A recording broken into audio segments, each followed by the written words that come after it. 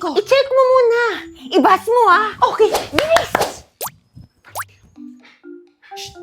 Wala ba kayong klase? Secret! OMG, te. Nahuli ako ni Clark! Hala!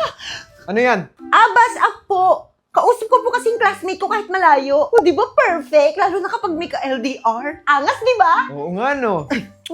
Willis! Yung ba't estudyante ka ni Ma'am Roan? Uy, ba't mo po alam?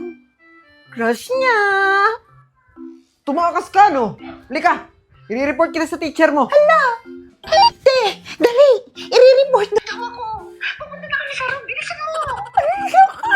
Okay, bring 1/4 sheet of paper. Mag-quiz tayo. Ma'am, 1/4? Love! Ma'am. Nadulas. Itong student mo, ma'am parang tumakas yata sa klase mo. Yes, kunwari, i-report ako pero gusto lang talaga makita si ma'am.